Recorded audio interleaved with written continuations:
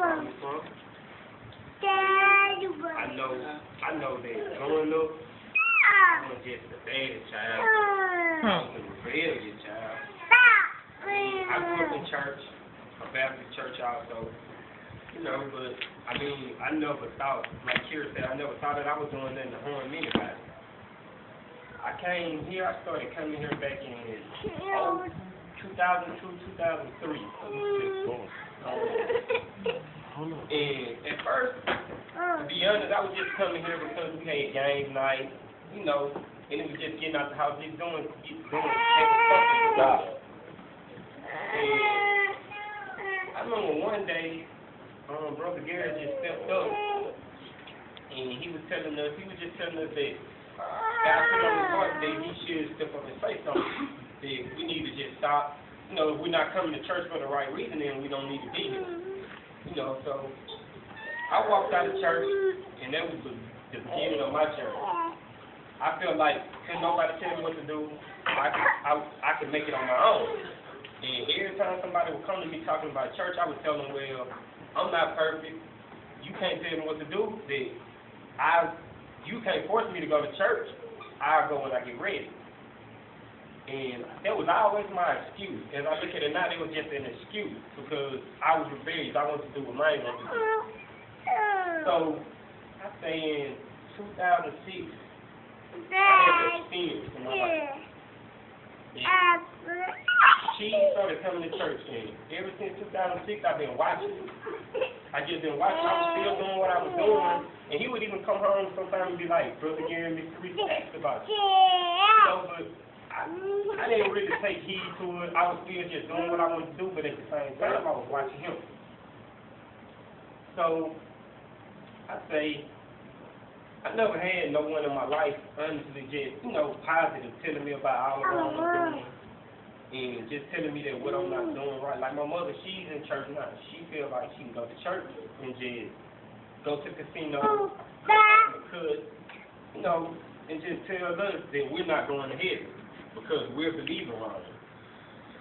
So, I say that I'm just thankful for the Lord for just putting conviction in my heart. Yeah. To just know that this is where I'm supposed to be. Amen. When Shakira wanted to get her life right, I wasn't ready. I was just like, well, you can go to church. I just stay here. I'm just not ready. I want to smoke. I want to do what mine want to do. I want to go to the clubs. I want to participate. You know, I just want to do what mine want to do. And I had another experience back in 2010. I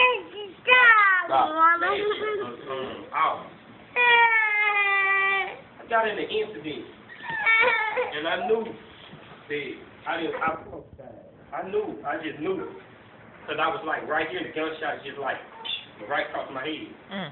So when I went to jail, Kira started talking to me, and she started telling me how we need to get our life together, how we need to go to church, you know what I'm saying, and put our faith in God. The streets you're not gonna make it in the streets.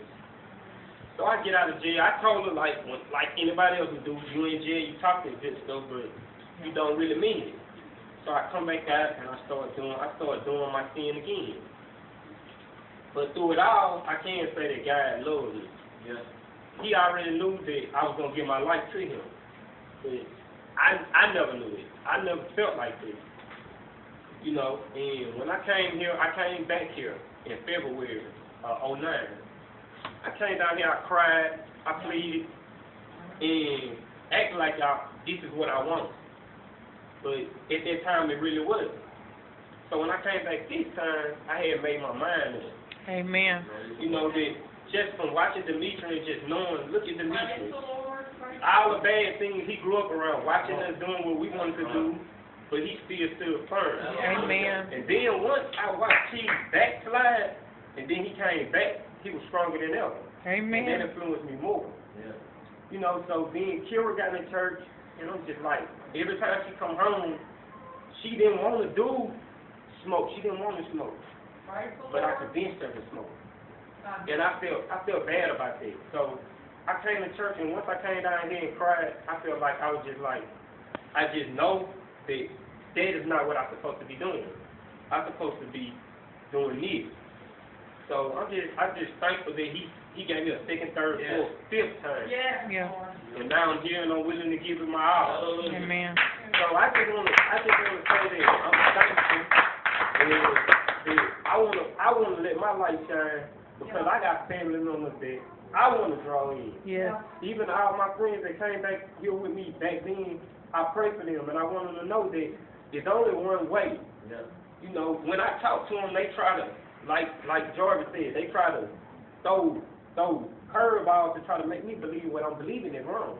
Yeah. Like I have a friend that believes the NIV, the Bible for you know, the Bible we should read. When I'm telling them, look, that should be scratched off your list in the door, because listen to what it say, new. It's new. So how can that be from back then? But I'm just thankful that the Lord is just working in my life. Yeah. I just want to thank him for everything that he has planned for me in advance. And I just want to say I love you. And I love Amen. y'all. Y'all just keep praying for me.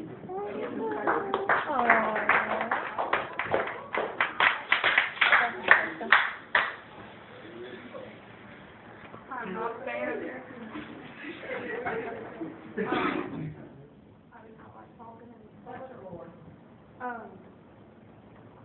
I guess no.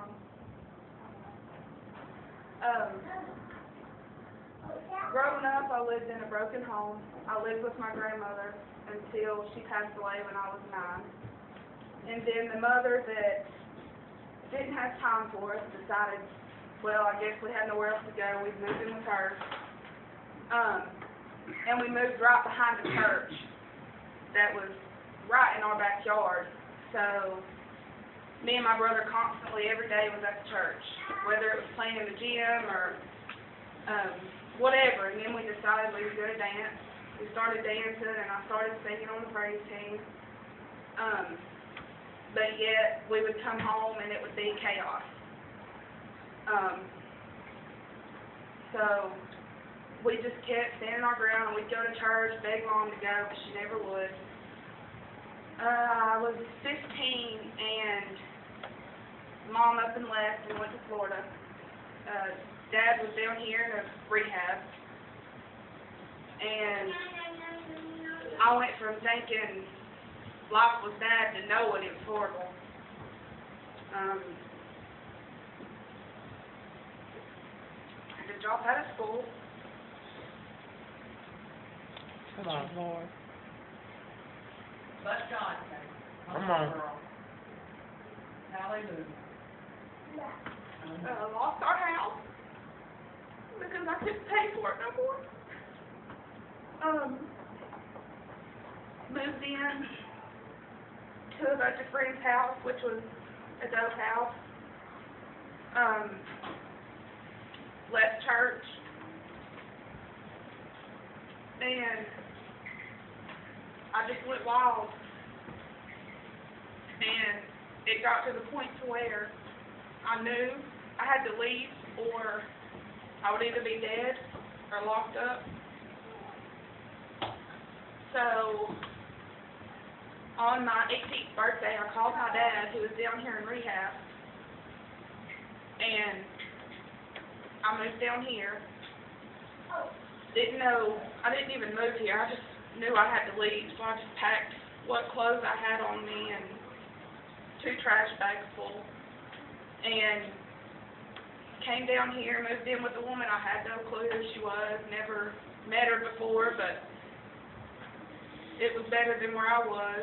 And 2 weeks after I moved here, I met my husband.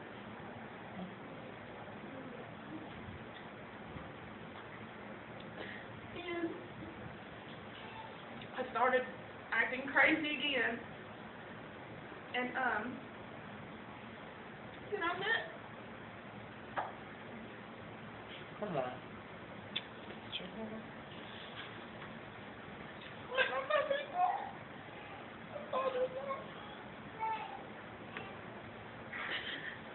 And I finally had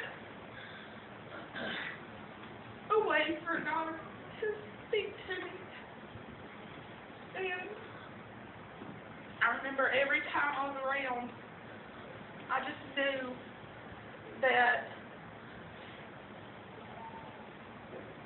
I knew that I was going to be around, not know how, I didn't know I was going to marry him, but, so as much trouble as me and Luke went through, I always knew it was never stable until I decided to up and go to Florida a month before his brain surgery. And I got down there, and I guess he realized that he needed me. So 2 days before his surgery, I drove home, and he decided that he wanted to be with me.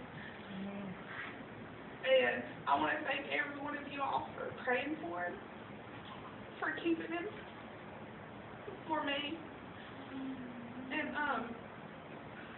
and for opening your arms for me. And please keep him in your prayers. Yeah. I'm not going to sit here and say that I live a perfect life, but now I can say that I'm trying. Yes, I know. And I'm doing the best that I can. And